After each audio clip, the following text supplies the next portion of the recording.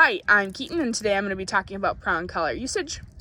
The first thing that we need to know about using a prong collar is what brand and size to choose. So for the brand, I would recommend Hermspringer. It's the only brand I recommend because the edges are nice and blunt, and they always come with a trachea plate to protect your dog's trachea. Next is choosing the size. This one right here is a 2.25 millimeter, and this one on the side is a 3.0 millimeter. I usually recommend the 2.25. It's obviously based on the size of your dog, but I've used these on larger labs. I've seen them used on German Shepherds. They're just easier to adjust. You can add more links to make them bigger. They still work and function in the same way. It's just easier to fit properly. This one over here I've also used on a lab. Like I said, it's just harder because you don't have as many links and the links are longer, so it makes it harder to get a proper fit. Next, we're going to be talking about the anatomy of a prong collar. The first thing you need to know about is the trachea plate, like I mentioned before. This is what a standard one looks like. It's right in the center. And this one has been replaced with a quick release buckle. It functions the same way as a trachea plate. You're going to line it up the same way. It just makes it easier to get on and off of the dog. This other prong collar is also a quick release, but it's just a different style. It's a pinch style. So up here where you're going to connect the leash to has a little pinch. You can do that and it comes undone. And then when you go to put it back together, you can just go ahead and loop it back through this loop and reattach it, and you're good to go. So you don't actually have to take apart a link to fit it over their head. And lastly, you're going to want to know what ring to attach the leash to. So you're going to have a dead ring, that's an O ring, and a live ring, that's a D ring. You're always going to want to attach it to the live ring, which is a D ring. That way you get the proper prong collar usage when you're using a correction.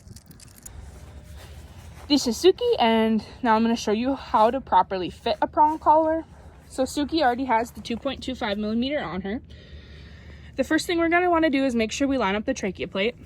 So we want it to make sure it's right in the middle of their neck, right under their chin. And that's where we want it to stay. And we want to make sure that the prong collar, Suki, sit. Good girl. We want to make sure that it's up high in their neck, right behind their ears. So you want it right under their chin, right behind their ears.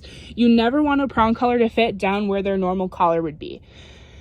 There's just more chance of injury. You always want to make sure it's up as high as you can get it. Next, we're going to be talking about how to properly condition a prong collar. Basically, with the prong collar, we are teaching the dog what the pressure means. So when they feel the pressure, we want them to comply with the command that they're given.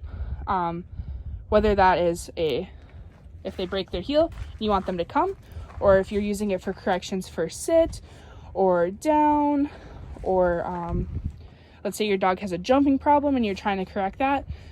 Anything like that, we want them to know that when they feel the pressure, that they need to comply with what they're given. Usually how I start this, I start it in a heel. When the dog gets too far away, you just apply a gentle pressure, and when they come back, you reward. You always want to make sure that you reward your dog when you are using the prong collar. You want them to have a positive association with the prong collar and the pressure. So another example, so she's doing something, we're going to apply light pressure. When she comes back, yes, good girl, and reward. See that one more time. She's sniffing the ground, gentle pressure. Yes, good girl. Yes, good job. Next up, we're talking about a leash pop correction with the prong collar. So this is for when you've asked your dog for something and they did not comply the first time. So if we want to sit, and I've already asked her to sit, we're going to go, sit. It gets her attention, she sits, and then we go, yes, good girl, and reward. We all, like I said before, we always want to make sure that we are praising and rewarding our dogs when they comply with the pressure. So we'll see that again. Sit. Yes, good girl. Good job.